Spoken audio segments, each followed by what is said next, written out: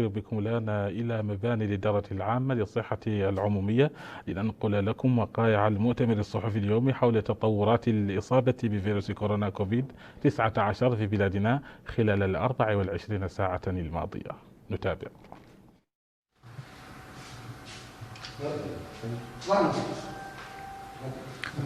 بسم الله الرحمن الرحيم، والصلاة والسلام على أشرف المرسلين.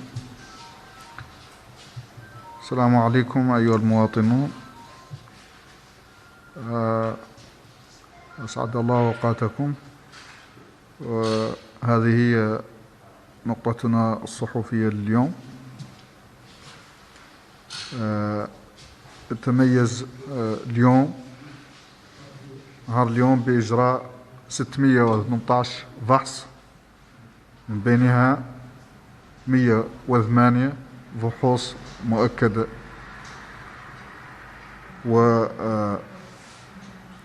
وهذا ما يجعل عدد الفحوص التي تم إجراؤها حتى الآن هو 5504 فحص يعني تم إجراؤه.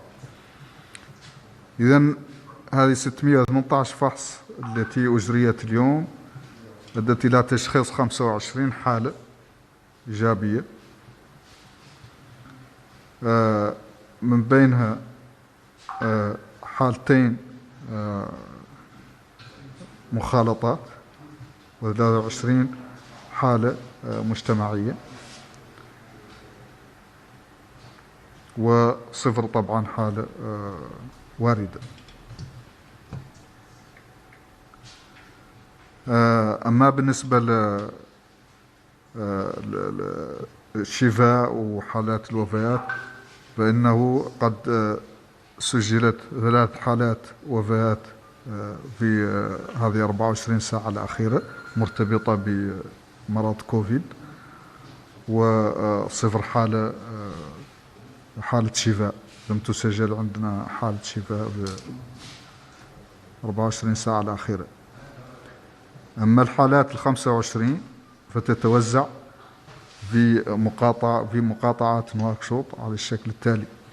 إذن هي كلها في نواكشوط وتتوزع على الشكل التالي: حالة واحدة في دار النعيم، واحدة في تيارت، 6 حالات في توجونين، 5 في القصر، واحدة في السبخة، 4 حالات في تفرغ زينة، 5 حالات في عرفات، وحالتين في الميناء.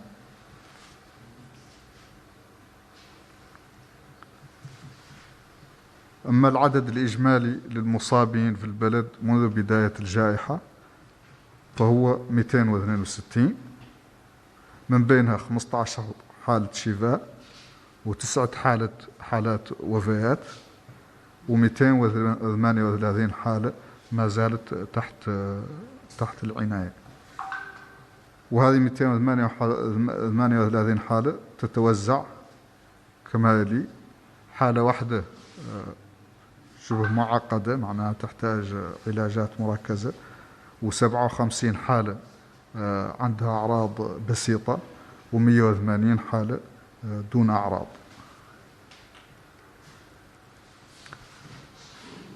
Chers concitoyens, bonjour. Voici notre point de presse pour la journée d'aujourd'hui, 25 mai, qui se caractérise par la réalisation de 618 tests, dont 108 tests de confirmation, ce qui porte le nombre de tests réalisés jusqu'ici à 5504. Le nouveau cas enregistré ce jour, suite à ces tests réalisés, est de 25 cas, dont 2 cas contacts et 23 cas que nous considérons pour le moment comme étant communautaires. La journée d'aujourd'hui n'a pas connu de nouvelles guérisons et on a enregistré malheureusement 3 décès. Les 25 cas enregistrés se répartissent ainsi qu'il suit dans les 3 régions de Nouakchott. Donc ça veut dire que tous les cas sont à Nouakchott, on n'a pas de cas en dehors de Nouakchott, et donc les 25 cas se répartissent ainsi qu'il suit: 1 cas à Dar Naïm, 1 à Teret, 6 à Toujouni, 5 à Oksar, un cas à Sebra, 4 cas à Tefraq Zeyna, 5 à Arafat et 2 cas à El Mina. Maintenant, le nombre de cas cumulés, c'est-à-dire le nombre de cas enregistrés dans le pays depuis le début de l'épidémie, est actuellement de 262 cas, dont 15 guéris, 9 décès et 238 sont encore suivis. Parmi ces 238, il y a un cas grave, 57 cas simples et 180 cas sans symptômes. وهذه فرصة سنستغلها من جديد لنداء جميع المواطنين للتحلي بذاك السلوك اللي طالبنا به واللي هو الوحيد اللي كفيل بالحد من انتشار هذه الجائحة، ألا وهو البقاء في البيوت والتباعد الاجتماعي وغسل الأيدي المتكرر واستخدام الكمامات، الإجراءات التي بعون الله تعالى ستسمح لنا بتقويض انتشار هذه الجائحة. Ceci étant dit, j'appelle de nouveau tous les citoyens à respecter toutes les mesures qu'on a diffusées, à savoir de rester à la maison, de ne pas sortir qu'en cas de nécessité, de respecter les distances entre les individus, de se laver les mains régulièrement et d'utiliser les masques ou tout autre moyen,